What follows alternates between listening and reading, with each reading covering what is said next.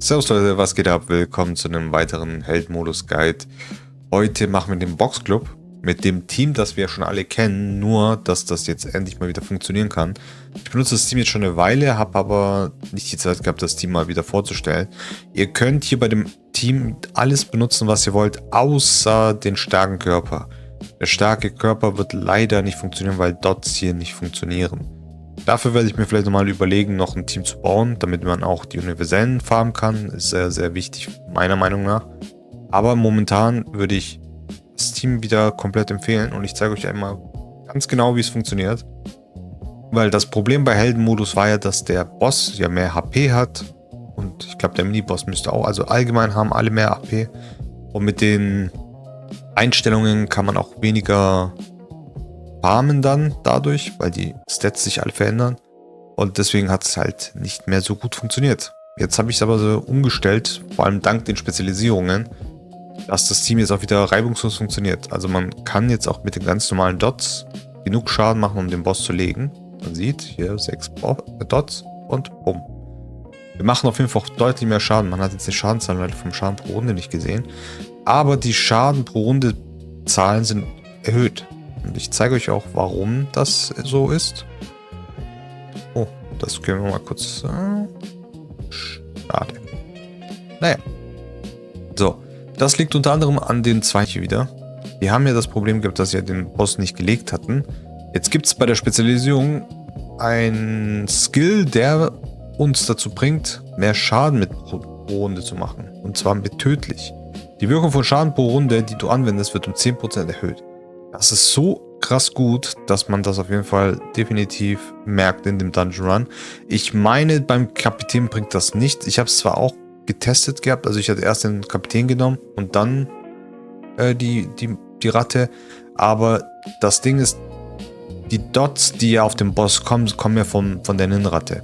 Das bedeutet, es zählt der Skill von der Ratte und nicht von Kapitän. Man kann natürlich den Kapitän auch skillen, falls der Kapitän selber Dots drauf packen würde, aber in den meisten Fällen beim Speed Team hat man das ja nicht.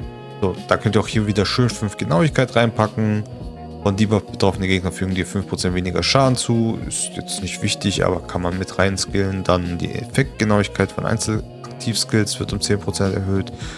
Auch super gut, aber eher für Skill 1. Und dann geht ihr auf Schaden pro Runde. Also, ist super interessant. Ich muss gerade überlegen. Das war die Ninratte, genau. Und ich glaube, den Kapitän habe ich auch genauso gemacht. Also es macht nicht viel Unterschied und die unteren braucht ihr nicht, weil da sind keine Schaden pro Runde Buffs dabei. Könnt ihr machen, müsst ihr aber nicht. Also es ist klar, vielleicht hier die Gesamteffektresistenz kann man nochmal runter machen. Dann müsste man weniger Accuracy haben. Aber an sich braucht ihr das nicht. Wenn das Team davor lief, müsst ihr nichts weiteres machen, als die Spezialisierung einfach auf Stufe 4 zu machen. Und dann läuft das Team auch wieder reibungslos. So, und das könnt ihr eigentlich mit allem Möglichen hier machen. Also das ist völlig egal, welches von diesen Bauteilen ihr benutzt. Ihr könnt das Team komplett genauso gleich benutzen. Nur wie gesagt, das einzige Problem ist das Universelle. Das könnt ihr leider nicht nutzen und dann hier auch mit der Glücksrate, klar. Also ich habe es drin, 50% weniger. Die Bauteil sag ich schon, die Elerium-Rate ist jetzt nicht sehr hoch. Ich glaube, bei einem 20er-Run kann mal einer kommen. Am Tag, wenn ich so 10 Runs mache, also 10 mal 20er Runs mache, bin ich vielleicht bei 4 oder 5 Elerium. So Pi mal Daumen. Aber ist okay, ich meine, das ist nebenbei, was man bekommt. Und wir haben trotzdem knapp 250% Glück. Ja, verlieren wir da ein bisschen 50, also wir verlieren 50% Glück, aber es ist trotzdem völlig fein. Und ja, genau.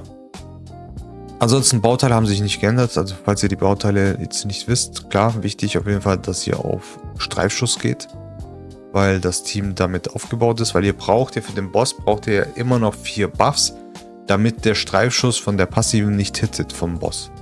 Und zwar... Hier, sobald der Angriff des Feindes als Streifschuss landet, nutzt die Gelegenheit, um schnell zurückzuschlagen. Und dieser Streifschuss ist hier. Flexible Körperbewegungen bewirken eine 20%ige Chance, dass feindliche Angriffe sich zu Streifschuss ändern. Allerdings verringert sich die Wahrscheinlichkeit des Streifschusses um 5% für jeden Buff, die der Angreifer besitzt. Und das kann man halt damit quasi umgehen. Das kann ich einmal zeigen. Weil dieses Streifschuss-Set oder besser gesagt dieses Hit-Set, was 12% gibt, zieht einfach von diesen 20% die 12% ab, bleiben noch 8%. Heißt, man braucht nur noch 2 Buffs und die 2 Buffs hat man immer mit dem Schild, den ich auf der Schildkröte habe. Und dann braucht man maximal nur noch einen Buff da drauf und dann passt es. Deswegen ist es völlig idiotensicher. Hier, wir haben einen Buff. Und dann kriegen wir jetzt den zweiten Buff. Zack, und 2 Buffs sind drauf. Wir sind über 20% und fertig. Easy. Gar kein Problem. Deswegen, also das Team funktioniert immer noch perfekt. So, ich kann euch ja auch einmal kurz zeigen, warum es nicht funktioniert, für die Leute, die es vielleicht wissen wollen, weil starker Körper ist das Problem, dass wir 66% reduzierten Schaden machen mit Schaden pro Runde Skills. Auch mit den Spezialisierungen wird das leider nicht funktionieren, weil wir ja nur 10% mehr Schaden machen. Aber ich glaube, das wird einfach vom gesamten Schaden, den wir durch die Dots machen, abgezogen. Also es ist egal, ob wir jetzt pro Dot 100k machen, 10k machen, davon machen wir einfach nur 66% im Gesamten, glaube ich. Wie man hier sieht, also wir kommen jetzt gerade mal bis zur Hälfte. I don't know. Normalerweise hätten wir jetzt 100% drüber gewesen, also wären über 100% gewesen. Aber so sind wir halt nur bei der Hälfte gewesen. Und jetzt sieht man halt auf jeden Fall, dass es beim Boss definitiv nicht funktionieren kann. Wir sind jetzt schon wieder komplett aus der Rotation raus. Jeder macht irgendwie die Skills. Jetzt sind wir noch gestunt. Also es ist nicht konstant. Also man könnte vielleicht mit Glück den Run schaffen. Einfach weil vielleicht, keine Ahnung, die Teammates einfach tanky genug sind. Aber ich glaube, das wird hier in dem Fall nicht konstant funktionieren. Das kann ich mir nicht vorstellen. Aber wir gucken es mal an. Ich habe es seitdem auch nicht probiert, deswegen schauen wir mal. So, wir haben da einen Dot. Okay, wir haben 7 Dots und ja. GG. Also wie gesagt, es funktioniert auf jeden Fall nicht mehr so gut oder besser gar nicht. Vielleicht mit mehr Tankiness, wie gesagt. Würde aber trotzdem länger dauern und dann ist halt wirklich die Konstanz halt nicht da. Und deswegen mal gucken, vielleicht finden wir ein besseres Team, was das besser hinbekommen kann. Ich habe noch keins gefunden. Aber es wäre cool, wenn wir ein Team hätten, das auf jeden Fall mit all den quasi mit den Modifikatoren farmen könnte. Und das auch unter der Minute. Was ich mir sehr, sehr gut vorstellen kann, ist vielleicht das System zu umgehen mit der Dunkelhexe. Wenn man die natürlich hat, klar. Ich meine, die hat halt nicht jeder. Aber da könnte ich mir vorstellen, dass die Passive halt, weil hier nochmal 50% mehr Schaden ist. Die Frage ist, was will man austauschen dann? Weil man braucht ja quasi die meisten. Ich weiß nicht, ob wir jetzt unbedingt ihn brauchen. Wir können ja mal testen. Wir können ja mal, allein nur für den Mittelboss, können wir mal kurz probieren, ob es klappen würde. Ob wir dann wirklich mehr Schaden machen. Das können wir kurz testen. Weil wenn wir den Miniboss schon damit legen könnten, könnte man versuchen, ein Team zu bauen, was das Team hier dazu bringt, zu funktionieren. So, jetzt schauen wir mal, was für einen großen Unterschied das macht.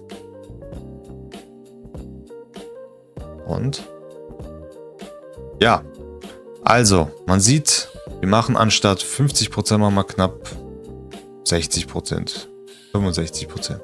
Also es hat auf jeden Fall Wirkung, aber es ist trotzdem nicht gut genug, leider. Das ist auf jeden Fall, ja. Vielleicht kriegt man es irgendwann hin, wer weiß. Aber ja, hat halt nicht jeder, leider. Deswegen. Ja, dann würde ich sagen, war es das für heute. Ich danke euch auf jeden Fall fürs Zusehen. Noch eine kleine Info. Ich weiß nicht, ob ihr das ja mitbekommen habt mit dem Video von Summoners War. Ich bin jetzt am Überlegen, weil das Video kam bei euch so gut an. Hätte ich jetzt nicht erwartet. Und falls Interesse bestehen sollte an einem Anfänger-Series Guide, schreibt es in die Kommentare. Es reicht auch, wenn es nur einer schreibt und alle anderen liken es. Oder ihr schreibt einfach mehrmals. Das ist mir egal, wie ihr wollt. Liked auf jeden Fall das Video, vielleicht dann sehe ich dann auf jeden Fall beim Kommentar lieber, wenn ich das Video, also das Video solltet ihr natürlich auch liken, bitte, aber auch den Kommentar, der dann halt da drin steht, einfach reinschreiben, yo, ich würde es feiern, dann gucke ich, dass ich vielleicht nächsten Monat eine Series damit anfange, weil wir haben ja noch gerade die Anfänger-Serie von Element Fischen, die will ich ja auf jeden Fall die nächsten 3 Monate noch durchspielen, weil wir wollen ja die ganzen Jubiläumsevents mitnehmen, die jetzt durch die ganzen Monate jetzt kommen. Und da will ich gucken, wie weit wir da kommen mit dem Account. Deswegen würde ich dann das so nebenbei vielleicht noch machen mit dem Summoners War Account. Aber ja, schreibt es auf jeden Fall in die Kommentare und dann sehen wir uns auf jeden Fall im nächsten Video. Bis dann. Ciao.